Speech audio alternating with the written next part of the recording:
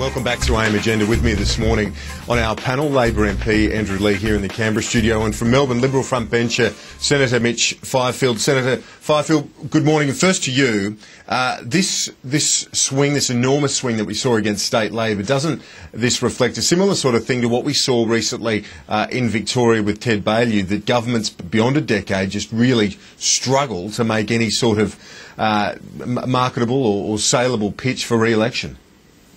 Well, there's certainly the issue of longevity. This was a government that was seeking to be in office for 20 years. But the New South Wales election result, I think, is quite different. We don't just have the issue of the length of time in office. We have what is probably the most incompetent government in the history of Australia. This government really was without precedent when it comes to scandal, when it comes to maladministration, when it comes to corruption. So I think this is a different set of circumstances again. But the disappointing thing is it seems that Labor haven't got the message. I heard Virginia Judge, who was a defeated minister, on radio this morning saying that there's nothing wrong with the Labor Party. Well, how can there be nothing wrong with the Labor Party when you've had a shellacking of this magnitude? And the concerning thing, I think, for us is that you have the same crew, the same Sussex Street mob, who are essentially running the federal government. Labor still don't get it. They don't listen to the people. They're out of touch. They don't realise the cost of living pressures are making it extremely hard for many families. Federal Labor still haven't got that message.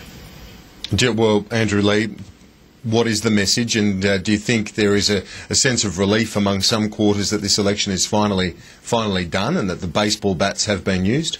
Well, Kieran, you can't write off longevity. So the last time an Australian group of state voters gave a state government 20 years in power, John Farnham was still top of the charts. We just don't get governments of that duration in Australian politics any longer. Clearly, there's an issue that New South Wales Labor stopped focusing on policies and were too focused inwardly. 3 leaders in 4 years is a big factor there. But this is very much a state election focused around state issues, and voters express that. Senator Fifield, given all of the dramas that you mentioned, and I think quite rightly, surrounding that New South Wales government, isn't it fair what Andrew just said there, that this was a state-based election, and that the coalition's trying to spin it to suggest that it was a carbon tax backlash? Oh, look, it was overwhelmingly determined on state factors, but the carbon tax was something which was in the voters' minds, and it was in the voters' minds for 2 reasons. The substance of the issue itself, that people are concerned about cost of living pressures, and they know the carbon tax will increase petrol prices by 6.5 cents a litre, and that'll hike electricity bills by $300 a year.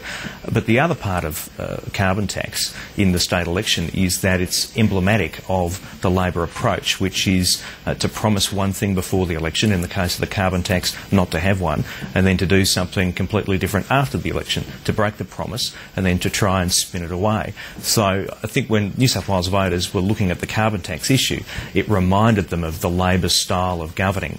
And the carbon tax issue, it's just Labor's spin, it's the New South Wales style, which we're seeing federally. So I think it was just reinforcing the existing views that they already had about Labor as a brand. Andrew Leigh, the Barry O'Farrell, the Premier-elect O'Farrell, campaigned heavily in terms of infrastructure, and particularly the North West Rail link. He wants the $2 billion that the government has committed to the Parramatta to Epping rail link diverted to this other infrastructure project. Now, given he's got nearly, I think, 70 seats in a 93-house seat chamber, surely he's got the mandate to do that.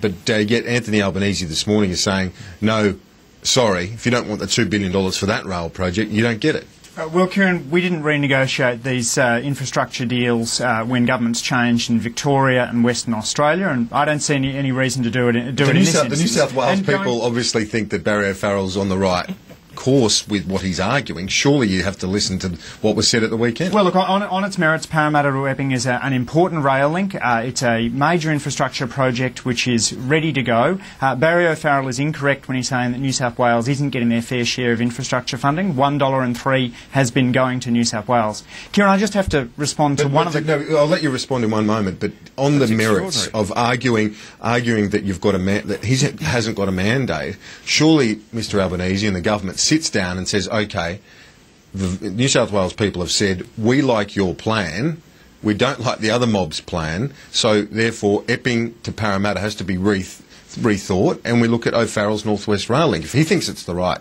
plan, and obviously the vast majority of New South Wales agrees with him, shouldn't the federal government sit down and say, OK, well, listen. Well, Kieran, elections are won on a variety of issues, and I'm not sure that the people of New South Wales would say they don't want the Parramatta to Epping rail link. But it's important to make state-federal deals that endure and go on, and that's exactly what we're doing in this instance. But I do want to come back to Mitch's comments on carbon pricing. Mitch, Senator Fifield, I'll get you to respond in a moment. We'll let Andrew just finish this point. Mitch is throwing around figures which are pure scare campaign. We haven't determined a price on carbon, so any numbers that people hear, they shouldn't place any credence in. Okay. What Labor is going to do is put a tax on big polluters and provide assistance to households. Tony Abbott instead wants to tax households and assist big polluters. Senator Fifield, your response to both of those? Sure. Well, on our figures for how much electricity will increase and how much petrol prices will go up, well, if Labor don't agree with our figures, give us your figures. I mean, these are the best estimates of industry. If the government doesn't agree with us, give us their numbers. Of course, they won't, because the numbers will be too ugly, and they want to continue this charade that punters aren't going to be paying more for petrol and won't be paying more for electricity. But, Kieran, to the other point of Barry O'Farrell's desire to change some infrastructure priorities, what Andy is basically displaying is the attitude, well, you know, the voters can go and get stuffed. That's Labor's attitude. I mean, Barry O'Farrell has just been endorsed with the biggest electoral mandate possibly in Australian history, and we've got a federal Labor government who have no mandate, who are a minority government, who have no authority from the electorate, saying, well, too bad. Who cares what the New South Wales voters have decided? We're going to ignore it. Well, it's a very strange set of affairs when you've got a minority government, no authority, saying, well, Barry O'Farrell, newly endorsed Premier, massive mandate, we don't care what the people who put you there think. It's not going to go down well. It's extraordinary. It's not going to go down well with the electorate in New South Wales. Well, so Kieran, what, we're going to negotiate every state-federal deal that's ever been struck? I mean, when you're doing these kind of things, you have to keep on moving forward with infrastructure.